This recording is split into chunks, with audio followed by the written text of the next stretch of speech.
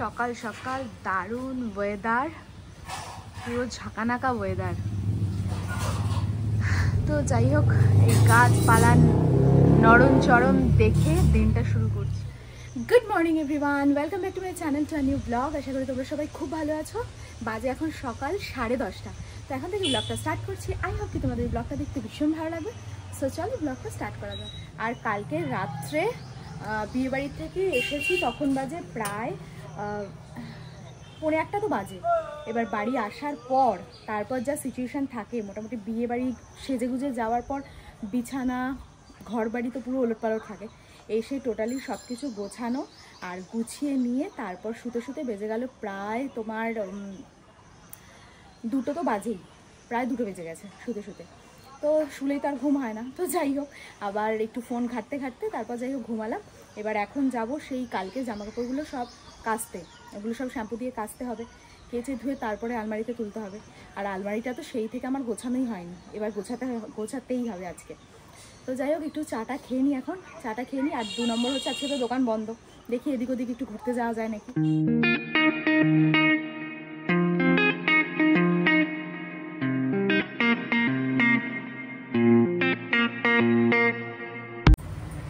এই হচ্ছে পরোটা আর আলুর তরকারি তো মনে হয় হয়েই গেছে। হ্যাঁ, আলুর তরকারি হয়ে গেছে, এখন পরোটা ভাজা চলছে, মানে বেলা হয়েছে, এখন ভাজা হবে।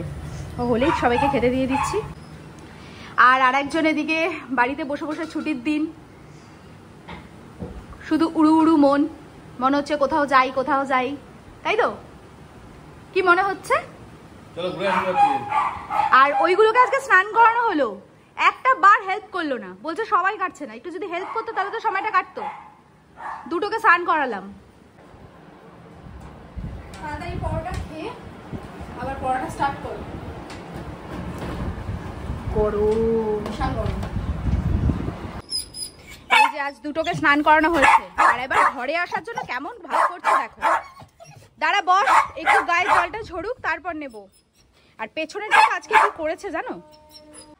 আজকে ছোটুকে স্নান করাতে গেছি, ব্যাস একদম কামড়, মানে শ্যাম্পুটা যেই দিতে গেছি গায়ে কামড় বসিয়ে দিয়েছে। মানে পুরোপুরি বসাতে পারিনি, জাস্ট দাগটা হয়ে রয়েছে, মানে দেখে স্নান করানোও জ্বালা হয়ে দাঁড়িয়েছে। বসে বসে সব এডিটিং কমপ্লিট হলো। এবার সবাইকে খাবার টাবার দিয়ে ঘরটা আবার মুছতে হবে, কারণ লাটু ছোটুকে স্নান করিয়েছি তো। এবার ঘর দরের অবস্থা খারাপ, ওরা ভেতরে এসছে। আর আজকে রোদটা কম, বাট গরমটা আছে, এর জন্য কি হয়েছে ঠিকঠাক ভাবে শোকায়নি, কেন একটা প্যাচ প্যাচে ব্যাপার। তো যাই হোক, খেতে তাকে দিই। তো এদিকে রেডি তো হয়ে গেছি, রেডি হয়ে গেছি। আর আজকে দুপুরবেলা মামা অনেকক্ষণ পড়েছে, আবার এসেও পড়বে, কারণ একটু ঘুরতে যাওয়ার ব্যাপার আছে, মানে যেহেতু বৃহস্পতিবার একটু এদিক ওদিক বেরোবো। আর আমার অর্ধেকটা প্রজেক্টে হয়ে গেছে, আর কিছুটা বাকি আছে, সেটাও আজকে মোটামুটি হয়ে যাবে। তো যাই হোক, চলো একটু ঘুরে টুরে আসি। আর আমাদের সামনে একটা সুন্দর মন্দির ওপেনিং হয়েছে, মানে হয়েছিল অনেকদিন।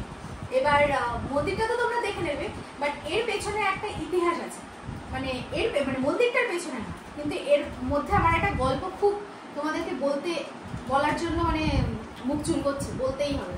তো সেটা আমি বাড়িতে এসে বলবো। পাপা এখন গাড়ি বার করবে, এর জন্য ছোটুকে আটকানো হয়েছে। ছোটু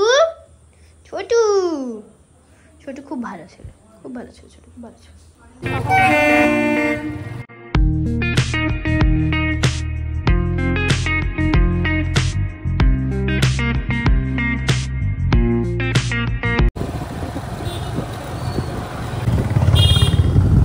আর এই সেই মন্দির, কদিন আগেও মন্দিরের লাইট ফাইট কিছু জ্বলতো না, ঠাকুরও ছিল না।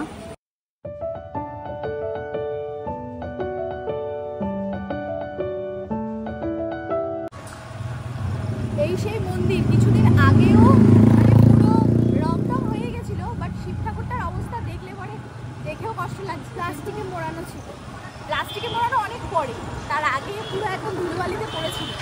যাই হোক, এই হয়তো 4-5 দিন হবে মন্দিরটা ওপেনিং হয়ে গেছে। মন্দির থেকে তো বেরিয়ে গেছি, আর এখন যাচ্ছি হচ্ছে একটু চাকদা, ঘুরঘুর করে নিই, করে তারপরে যদি দু একটা জিনিস কেনার আছে, যদি কিনি তো কিনলাম, তাহলে বাড়িতে আমাদের টাইম পাসের জায়গা চাকদাই।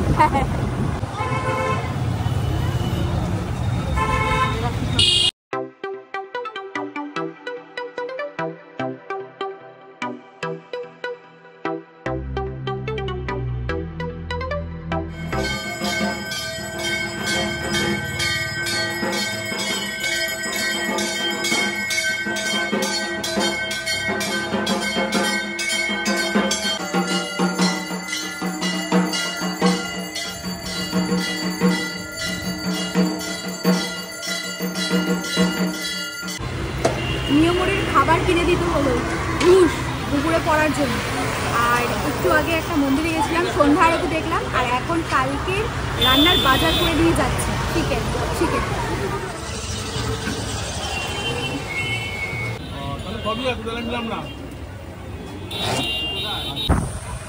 গাড়িতে হঠাৎ করে প্ল্যান, এখন কাজ তো সব হয়েই গেছে, মানে চিকেন টিকেন দেওয়া কমপ্লিট। এখন যাচ্ছি গঙ্গায়, মানে মারাত্মক হাওয়া দিচ্ছে, ওয়েদারটা বেশ ভালো। তো যাই একটু গঙ্গা থেকে ঘুরেই আসি। এদিকে বাড়ি আসলাম জাস্ট একটু আগে, আর এসে সবে ঘরে সব ঘরটার গোছাচ্ছিলাম। আর হঠাৎ করে দেখি এত ঝোড়ো হাওয়ার আওয়াজ।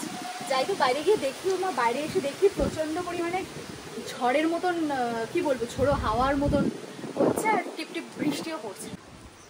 তো এদিকে তোমাদের যাওয়ার আগে বলেছি যে ওদিকে যে মন্দিরটা ওপেনিং হলো সেটার বিষয়ে একটা কথা আছে। কথাটা হচ্ছে এটাই, এখনই বলে ফেলি, কারণ একটু পরে তো আবার কাজকর্মের জন্য ভুলেও যেতে পারি। মাঝে মাঝে অনেক কথা তোমাদের হয়তো বলবো, তারপর আর বলা হয় না। তো যাই হোক, কথাটা হচ্ছে এটাই যে কিছুদিন আগে বাবা ভোলানাথকে এমনভাবে রাখা হয়েছিল মন্দিরে, হয়তো মানে সেটা প্রতিষ্ঠা করবে বা যাই হোক পুজো হবে তার জন্য। তো একটু অনেক আগেই নিয়ে চলে এসেছিল মন্দিরে, পুরো ধুলোয়, মানে প্রায় ওরকম ধুলো অবস্থায়, মানে ধুলো বালিতে পুরো ভর্তি ছিল। মানে বাবার মাথা পুরো ধুলোয় পুরো সাদা হয়ে গেছে। তাও মোটামুটি সেটা রাখা ছিল প্রায় 6 মাস তো হবে, ওরকম অবস্থাতেই রাখা। আর আমরা তো প্রায়ই ওখান দিয়ে রাত্রে, প্রত্যেক দিনই পারলে ওদিক দিয়ে রাত্রে ঘোরাঘুরি করি, আর প্রত্যেক দিনই আমি দেখি সেটা। তো যাই হোক, যেদিন পুজো হলো তার ঠিক 1 সপ্তাহ আগে পরিষ্কার করে, মানে খবরের কাগজ দিয়ে মুড়ে টুড়ে দিয়ে রেখেছে। তো যেদিন পুজো সেদিনকে খুলে বসিয়েছে।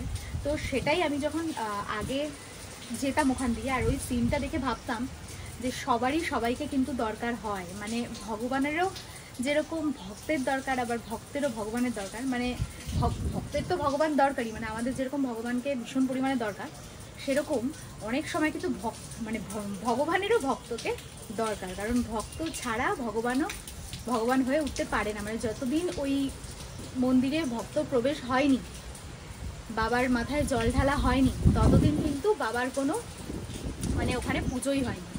মানে পুরো ধুলো ছিল। যদি সেই সিনটা তোমাদের দেখাতে পারতাম তাহলে মানে বোঝাতে পারতাম যে কিরকম পজিশনে ছিল। আর এখন বাবার পজিশন পুরো টোটালি চেঞ্জ। তো এদিকে কাজকর্ম সেরে এখন বসবো প্রজেক্ট করতে, আর মাম্মাম বসবে পড়তে। এখন একটু বই দেখছে। এবার টিভিটা যেহেতু চালিয়েছে সেহেতু এখন ফটাস করে অফ করে দেবো, যাতে তাড়াতাড়ি করে উঠে আসতে পারে।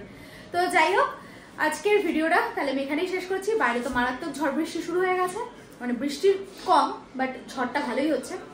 তো দেখা হচ্ছে নেক্সট ব্লগে। ততক্ষণের জন্য খুব ভালো থেকো, সুস্থ থেকো, আর অবশ্যই ভিটামিনটির সাথে থেকো। সো চলো আজকের মতন tata, bye and good night.